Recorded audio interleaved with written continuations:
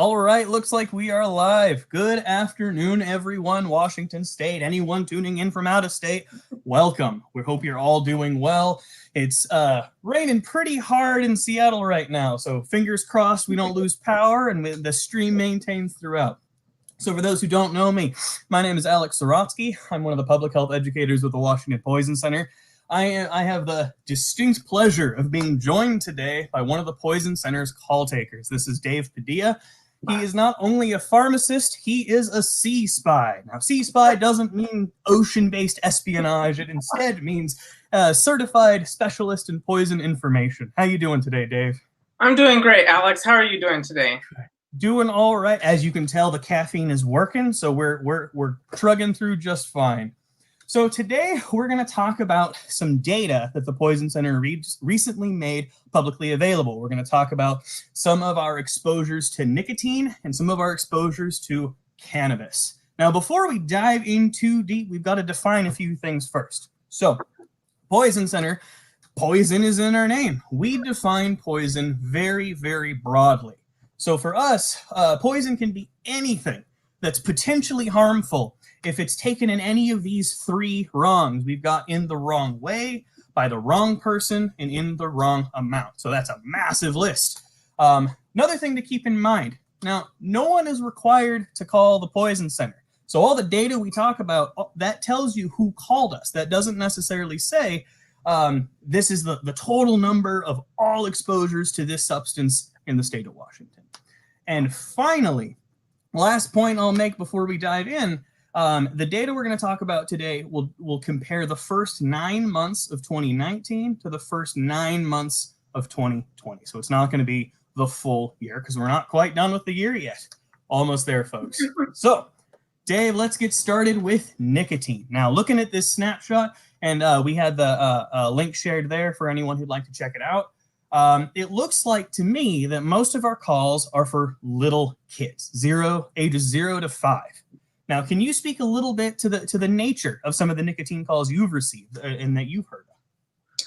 Yeah, so overall, we are noticing a decrease in our nicotine exposures, which continues a trend that we've been seeing for a few years now. Most of our calls for children and little kids are due to ingestion, meaning that they try to eat or drink a product. A very, very common scenario that I see a lot is a toddler who ingests like a cigarette or a cigarette butt from an accessible ashtray or the pack in mom's purse. And then most of our calls in children's under 5 involve raw tobacco products. Okay. This doesn't mean that we aren't really concerned about vape products, because they do have the potential to be more clinically concerning since they are more concentrated, and they are also absorbed into the bloodstream a lot more quickly. Okay, gotcha. So it sounds like we're getting a lot more cases of little kids putting things in their mouths because that's what little kids do, causes a great deal of stress to the adults and guardians in their lives. So one of the biggest things you can do at home right now to prevent this kind of exposure is to store these kind of products safely. Now, safe storage for nicotine can be storing your products up high, out of sight. If little kids in your home are climbers, that may not be enough. So sometimes we'll encourage folks to use lock boxes or other secure containers like that. And a point that we sometimes say at the Poison Center is that child resistant does not really mean child proof. For something to be child proof, it means it's adult proof. So even if that little bottle of liquid nicotine or e-juice or whatever term you want to use for it, even if it has like a child resistant stopper, it doesn't mean they can't get into it. So please be sure to store those products safely. That's a very, very important point. It's only meant to slow children down. Yep. And that time is crucial. It's really, really helpful to add on as much time as it takes as possible.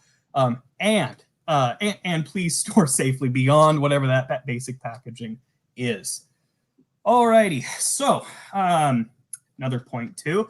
Be sure if you have a child who gets into one of these products, whether it's raw tobacco like Dave was just describing, or whether it's one of those more concentrated liquid nicotine products, you can always call the Poison Center. Our number is 1-800-222-1222. Don't forget that one. It's a very important part there. All right, Dave. So most of our calls are for those little kids, but we do get calls for adults, even though there's not as much. So what tends to be the case when an adult calls for a nicotine exposure? For a nicotine exposure in an adult, the most common thing that I've seen is an adult that is vaping regularly, tries a new type of vape juice that is more concentrated than what's reported on the label and what they're used to, and then they start to develop signs of nicotine poisoning. Generally, they're pretty mild, and it's nausea, vomiting, and fast heart rate. Another common scenario is the person who's asking for a piece of gum and they're accidentally given nicotine gum rather than just a normal regular piece of gum. And then they start to have some of the side effects since they aren't typically a nicotine user. Gotcha. That's an excellent point, that different folks have different levels of tolerance or use history with nicotine products. So some folks can be a lot more sensitive to those effects of nicotine poisoning. Now, keep in mind, folks, you can always call the Poison Center just to ask questions. It doesn't have to be, oh no, I had a nicotine exposure, or my kid got into a nicotine product. It could just be, hey, I have a question. I just bought this and I'm a little concerned, and you can ask whatever question that way. All right. So one of the big reasons we keep pushing to call us is, especially right now, we're still experiencing a pandemic. So we're trying to alleviate as much pressure off of emergency services as possible. So if you call us, there's a very good chance we can keep you at home and you won't have to go to the ER. Now, Dave, do you recall how many folks we were able to keep home? Who called us first? So generally, when people call us first, we were able to keep about 93% of exposures at home. So, and that's across all ages. And so we don't like to send people into the emergency room unless they absolutely have to be there. And a lot of the times, the symptoms that they are experiencing aren't going to warrant going into the emergency department. So we can keep a lot of these people at home. Excellent. That's so good to know. And again, I think a lot of folks don't realize that they can call the Poison Center first, and that we are a completely free service. And like Dave was just saying, if there's ever a concern where Dave or another call taker makes that call of, well, you really do need to go in, they'll let you know. They can call the paramedics and show up that way. So they got your back. All right. And as just a final reminder on nicotine. So Tobacco 21 laws are in effect in Washington, and I believe federally right now. So you have to be at least 21 years of age to purchase nicotine products. All right, so with that, let's shift directions. Let's talk a little bit about cannabis. Now, first off, to clarify, I'm using this term cannabis. You may have also heard the term marijuana, pot, weed, so many terms for this substance. It's a fascinating Google search if you care to entertain yourself this afternoon.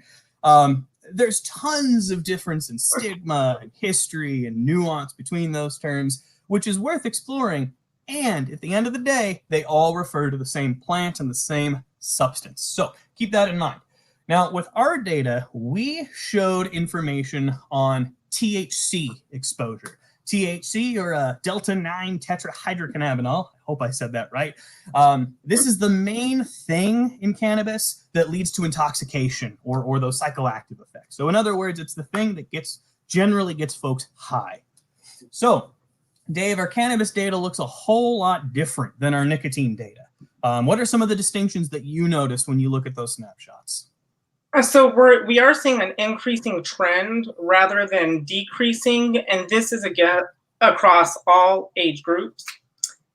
Most common age groups are 0 to 5 and 21 to 59. And the most common type of cannabis product that we do get calls about are edibles. Okay, thank you. So for those who don't know, there are so many different forms of cannabis products. And edibles are a type, as the name implies, where THC and other types of cannabis are in a candy or a cookie or something like that.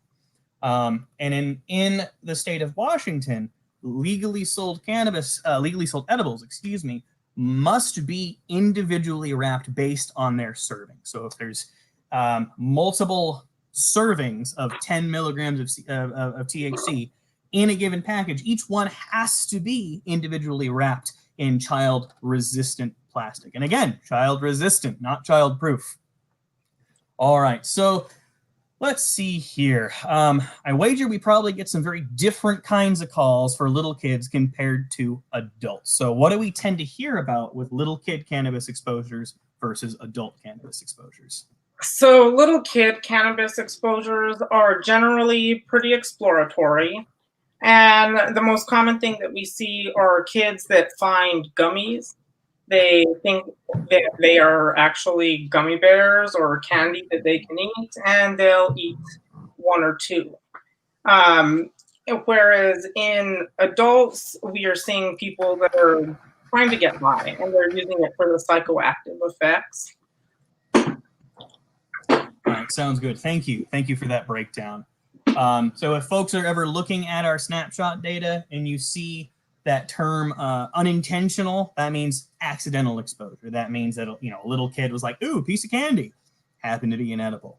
If you see the term intentional abuse, that tends to mean that individual was seeking intoxication. Now we have this other rather elusive category on that chart called misuse. And I'm going to let Dave go ahead and explain what misuse means.